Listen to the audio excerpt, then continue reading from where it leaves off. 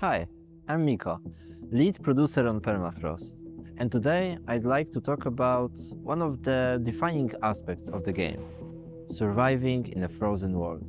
When people think about survival games, they often focus on combat or resource gathering, but in Permafrost, one of the biggest threats is the environment itself. Winter is not just part of the visual identity of the game. It affects exploration, survival, combat, and every decision the player makes. From the very beginning, we wanted players to feel that preparation matters. Before setting out into the world, you'll need to think about your equipment, supplies, and destination. The further you travel from safety, the greater the risk becomes. Managing food, crafting materials, shelter, and proper gear is essential. One of the biggest challenges during development was making snow feel dangerous without making it too frustrating. Visibility drops during snowstorms, movement becomes harder, and long expeditions can quickly become deadly. We also introduced deadly cold zones. These are some of the most dangerous places in our world, where temperature becomes almost impossible to survive without specialized gear and careful planning.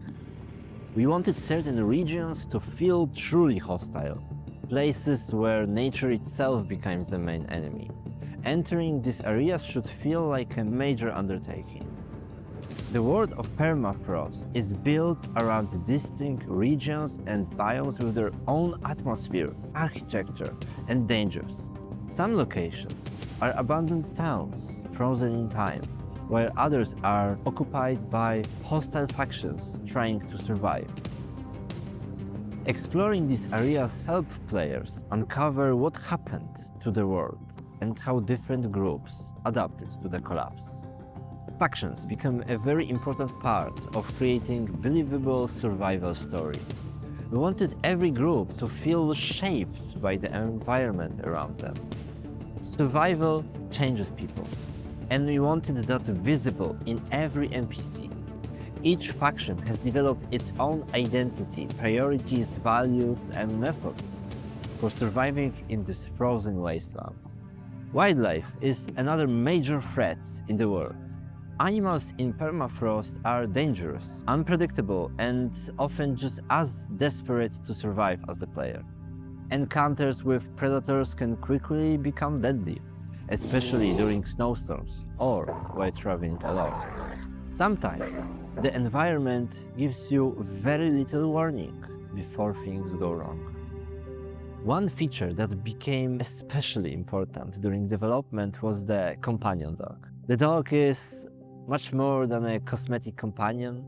It can warn players about nearby threats, help locate useful loot, and make exploration feel less lonely in such a hostile environment.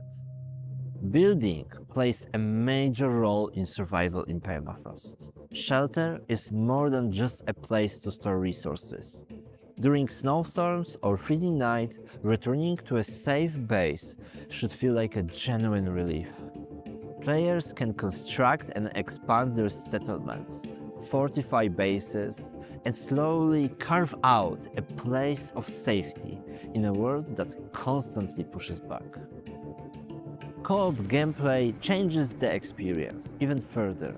Winter naturally encourages cooperation. Players share resources, help each other during dangerous expeditions, and work together to build bases along extreme weather conditions.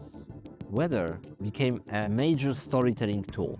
Snow changes how locations feel emotionally. Entire towns look preserved in time, while storms create isolation and uncertainty.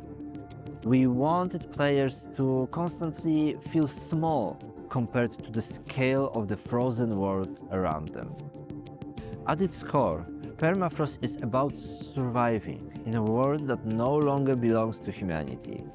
The cold, the wildlife, the factions, and the environment itself constantly pressure the player.